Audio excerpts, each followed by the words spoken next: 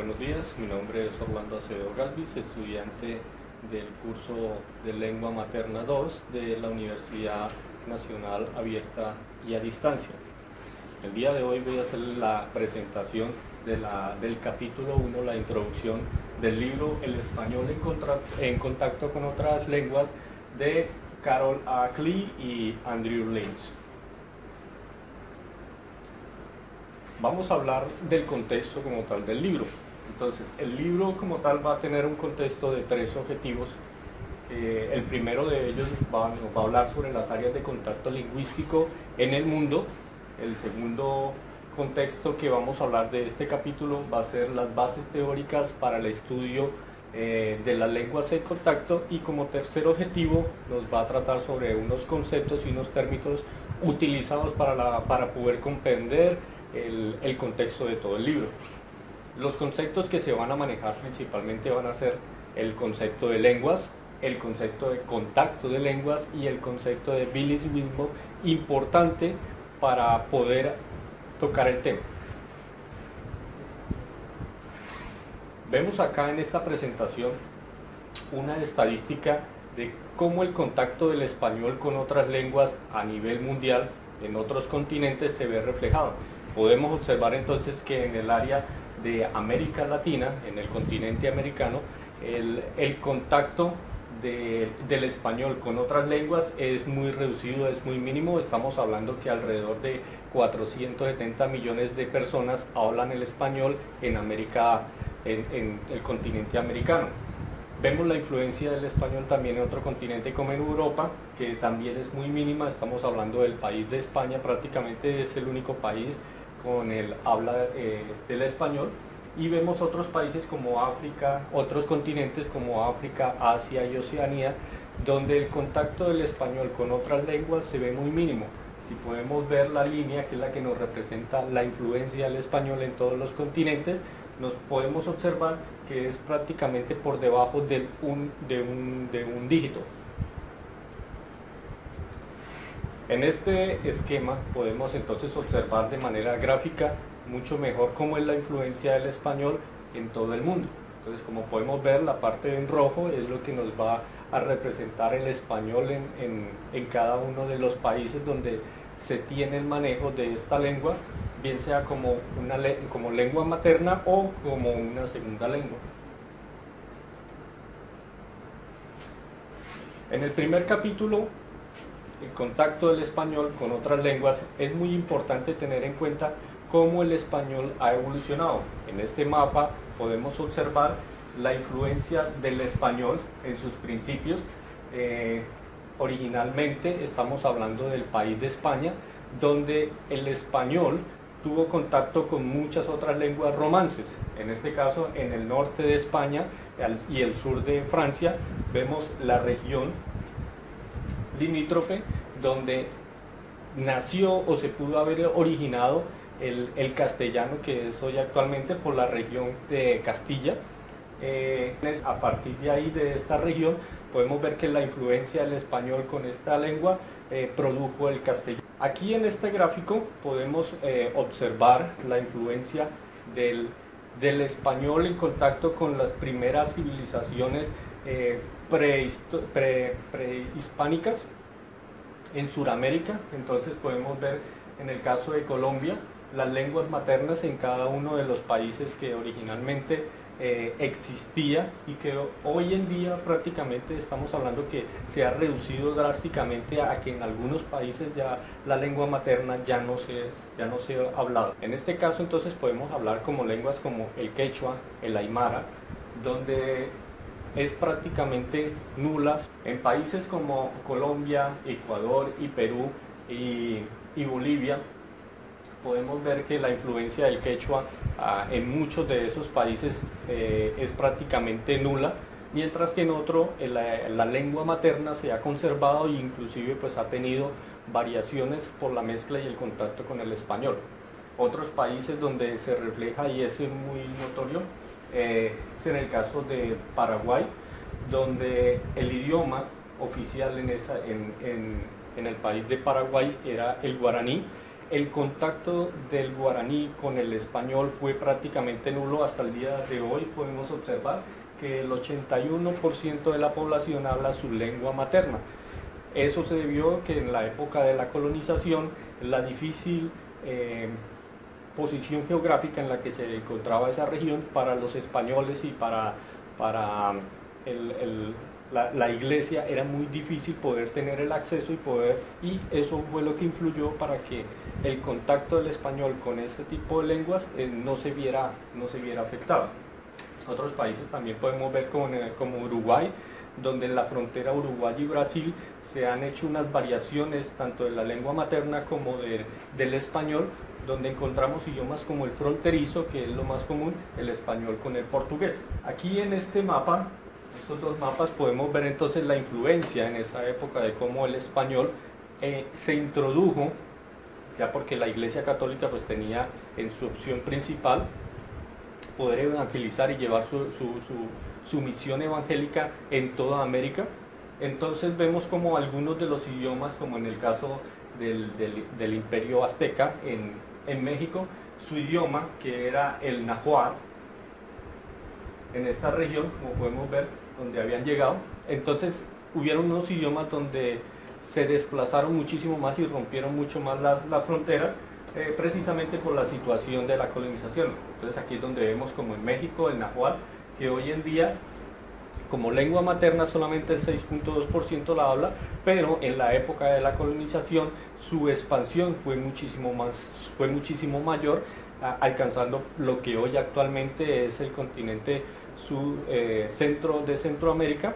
En toda esa región se llegó a hablar prácticamente, incluso los misioneros se vieron obligados a tener que hablar la lengua del náhuatl, a aprenderla para poder llevar su evangelio a feliz término, como lo imponía la iglesia. Bueno, vamos ahora a hablar de las bases teóricas que nos trata el capítulo 1 para poder comprender el resto del libro en sus 7 capítulos. Entonces vamos a ver aquí las bases teóricas. En estas bases teóricas tenemos a Wenrich. Es muy importante nosotros poder entender y poder hacer diferencia de lo que para ellos es la influencia del contacto de alguna lengua con otra. En este caso, ellos plantean que la interferencia o la transferencia o el contexto social en el cual se está presentando ese tipo de contacto influye de manera significativa. Entonces ellos nos hablan de la interferencia como aquellos comportamientos o repertorios lingüísticos donde se tiene contacto de una lengua, que en este caso nosotros la vamos a llamar como la lengua madre, y la lengua fuente, o la lengua que se quiere aprender. Los factores extralingüísticos, estamos hablando de los factores sociales, influye de manera significativa. En este caso, Wenrich, entonces, en su base teórica, en su teoría, él nos presenta dos categorías, una categoría directa y una indirecta. ¿En qué se basa esa categoría directa? Él nos dice que las categorías directas hacen parte de las formas y del significado de la lengua. Cuando en una lengua A hay muchísima mayor influencia que la lengua B, lo que se está haciendo es sustituir, se están sustituyendo formas del idioma. Pero puede haber otro fenómeno que ocurre, que es el de incorporación. Entonces aquí es donde vemos que si en una lengua A su influencia es menor, sumada a una lengua B, entonces lo que vemos es incorporación de formas de la lengua. Eso es muy importante para la transferencia directa que está ocurriendo. Pero también puede haber una transferencia de significados. Entonces vemos acá como la forma, la que ya vimos primeramente, de una lengua B, más la forma de una lengua A, que ya está existente, estamos hablando de la lengua madre, se incorporan esos significados. Entonces, en la forma de la lengua B, su influencia va a ser muchísimo mayor. Por consiguiente, los nuevos significados que se incorporan van a darle un revuelco como tal, a como la lengua. La otra categoría que nos presenta es las transferencias indirectas. En este entonces vemos que trata del uso y la pérdida. Y vamos a ver que en el uso estamos hablando que una forma de una lengua A más la forma de una lengua B puede ser categórico o preferencial. Entonces, en este sentido, podemos estar viendo que el uso que se le da a la lengua tiene que ver mucho con la situación política, con la situación cultural, la influencia que esa lengua tenga para que pueda ser categórico o pueda ser preferencial. Pero también encontramos, por último, en las transferencias indirectas, su pérdida. Entonces, su pérdida vemos como una categoría de una forma de la lengua A se pierde frente a la categoría de una forma B. ¿Por qué sucede esto? Sencillamente porque cuando no existe una conexión entre las dos lenguas, va a ser mucho más difícil que la lengua que se quiere incorporar sea adoptada. Entonces se están perdiendo conexiones que son importantes, que más adelante los capítulos que se van a ver del libro nos van a profundizar acerca de este tema. Seguidamente tenemos a Ferguson con otra teoría. En esta él nos va a hablar de las interferencias lingüísticas que son muy importantes. Entonces se habla de una simplificación. Entonces, esa simplificación, ¿a qué se debe?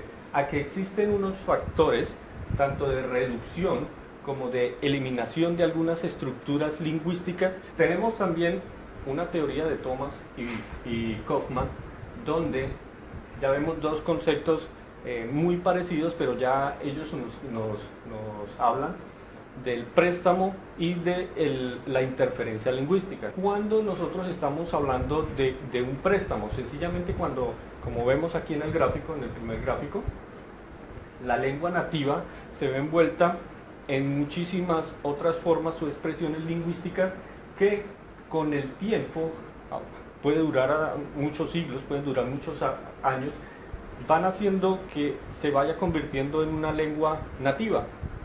Entonces, a medida que va pasando el tiempo, se van recogiendo algunos conceptos lingüísticos que se integran a la lengua nativa y que la van formando más grande para lo que muy posiblemente hoy determinamos que es una lengua nativa. Puede que haya sido producto del préstamo de otras lenguas que tuvieron contacto con esa lengua. Vemos entonces también que ellos nos exponen la interferencia lingüística. ¿A qué entonces se quieren hacer referencia con este otro ejemplo? Sencillamente que teniendo una lengua meta, que es la lengua que está entrando en contacto, va a tener unos elementos incompletos. Entonces esos elementos incompletos son los que no han tenido mucha afinidad con la otra lengua, y por lo cual esos elementos incompletos se unen, hacen parte de la lengua, lo que vamos a tener, lo que hoy en día es la lengua nativa, pero está conformada por elementos que fueron muy incompletos. De ahí es donde surge que a veces es muy difícil de pronto determinar si verdaderamente la lengua nativa, que nosotros estamos en el proceso de investigación, hace parte de esa lengua nativa, o si con el tiempo se fueron incluyendo algunos elementos lingüísticos por producto del contacto lingüístico. Tenemos otros expositores como es Coxen y Winford, donde nos hablan de otros dos factores, en este caso de préstamo y de imposición, que es para ellos lo que llaman la transferencia. ¿De qué? De una lengua A más una lengua B. Pero entonces, ¿qué sucede? Aquí Coxman y Winford nos explican qué es lo que sucede con el préstamo y qué es lo que sucede con la imposición. Como podemos ver, tanto en la figura A como en la figura B, elementos que van a ser constantes. ¿Cuáles son esos elementos constantes? La transferencia de una lengua fuente a una lengua receptora, en la una y en la otra. Es un elemento constante. Y vemos otro elemento constante que son los agentes. Entonces, esos agentes de una lengua fuente y una lengua de una lengua receptora es lo que él le llama la agentividad. Bueno, ¿y qué es precisamente la agentividad? Cuando vemos en el primer gráfico, vemos que existen unos hablantes dominantes en la lengua receptora. Esos hablantes dominantes van a a incluir algunos elementos lingüísticos a su idioma, a la lengua receptora, y ahí en ese momento es cuando está sucediendo la agentividad. Entonces tenemos que la lengua fuente, en este caso si habláramos del español como lengua fuente, y la lengua receptora, estamos hablando entonces de las lenguas nativas, si esos hablantes son dominantes y cogen algunos elementos y los incluyen en su lengua nativa, entonces vamos a hablar de la agentividad pero como préstamo. Muy diferente lo que sucede con la agentividad pero como imposición. Entonces tenemos en este caso la lengua fuente, estamos hablando que es el español, tenemos a los hablantes dominantes, y los hablantes dominantes entonces van a incluir unos elementos lingüísticos a la lengua receptora. Entonces ahí en ese caso estamos hablando de una agentividad y estaríamos hablando de la imposición. Es en el caso concreto, como poníamos el ejemplo, en la época de la colonización, cuando la iglesia entonces por su proceso evangelista, entonces impuso el español como lengua que se tenía que hablar en toda la región. Aquí Valdés y Figueroa entonces nos quieren hacer referencia a lo que es el individuo bilingüe. Esto es muy importante porque se debe tener en cuenta cuál es la lengua dominante. En muchos de los estudios que ellos han realizado a veces es difícil, esto es una ciencia que para ellos el contacto de lenguas, del contacto de una lengua, para ellos es una ciencia que aún no se tienen unas bases teóricas fijas con las cuales se pueda comprobar cuál específicamente sería la lengua dominante, pero sin embargo hay unos factores que influirían para poder determinar si una lengua es la lengua dominante o no. En este caso sería hacer dos estudios, en ambos corresponden a hacer una medición, hacer unas pruebas, hacer unos exámenes para poder medir en qué momento esos resultados nos puedan arrojar, bien sea que se haga de manera individual o se haga de manera colectiva. Pero como ellos lo exponen, son temas nuevos, son temas que aún faltan, están en materia de estudio y con los cuales pues pueden arrojar algún dato importante que le permita poder en algún momento, en algún día, definirse como ciencia el contacto de las lenguas. Para ellos, ¿cuáles son los factores que se condicionan en la variación del cambio lingüístico? Entonces ellos nos hacen referencia a una distancia tipológica. Bueno, ¿y qué es esa distancia tipológica? En cada una de las lenguas, en todas las lenguas que existen en el mundo, siempre hay alguna similitud de una con la otra. Pero cuando existe una lengua fuente y estamos hablando de una lengua receptora, esa distancia tipológica nos va a hacer referencia a qué elementos lingüísticos son mucho más fuertes, son mucho más profundos y que son difíciles en determinado momento de poderse mezclar con la otra lengua que está influyendo en ella. Entonces, en este caso, podemos mirar que la morfología flexional es por lo general la que es más difícil de que se haga en esa variación y que se pueda mezclar. ¿Qué es lo que se necesitaría para eso? Ellos nos hablan de unas estructuras paralelas. Cuando las dos lenguas tienen una similitud, hablando de la morfología flexional, entonces vemos que en el caso, vamos a poner un ejemplo, en el caso del español con el portugués tenemos una estructura paralela. Por eso es que en lugares como en la frontera entre Brasil y Uruguay podemos ver que estas estructuras paralelas se juntaron para conformar lo que hoy en día es un idioma, el fronterizo, ¿ve? En esa región. En algunas va a tener muchísima más influencia desde el portugués y por el otro lado pues va a tener mucha más influencia el español. ¿Qué otro factor es importante? La convergencia lingüística. Entonces, en la convergencia lingüística, hagamos un paralelo, tenemos dos lenguas A y tenemos dos lenguas B, y en algún punto esas dos lenguas, en su estructura, en sus contextos, llegan a unirse, llegan a converger y pueden formar y pueden unirse para que efectivamente esos sistemas gramaticales se puedan juntar y puedan formar lo que es la nueva lengua que podríamos estar hablando. Entonces, hablan también de la marcadez. Entonces, ¿qué es esa marcadez? Entonces son estructuras que son mucho más simples, son mucho más básicas, pero que permiten de cierta forma poder diferenciar esto era de la lengua A y esto era la lengua B, pero conforman la nueva lengua nativa. En la tercera parte de los objetivos del capítulo número 1 pretendía entonces explicarnos algunos conceptos. Vemos acá lo que es como el contacto lingüístico, vemos también un breve concepto de lo que es la lengua. Entonces vemos que el contacto lingüístico tiene unos factores, tanto factores lingüísticos como factores sociales, que lo que más influye en el contacto lingüístico siempre va a ser el factor social. ¿Por qué va a ser el factor social? Porque en determinada forma va, valga la redundancia, a determinar si el contacto de una lengua con otra lengua va a ser mucho más directo o va a ser de manera indirecta. Hablamos entonces que la lengua son una representación de signos, tanto escritos como orales, que se utilizan en una comunidad para poderse comunicar. Obviamente que cuando hablamos de lengua, hablamos de muchas expresiones de lengua. Como podemos ver ahí, tenemos lengua oral, lengua escrita, lengua hablada, lengua castellana, etc. Como conclusiones, podemos ver el cambio lingüístico. No sería probable, no sería factible si no existe un factor monolingüe.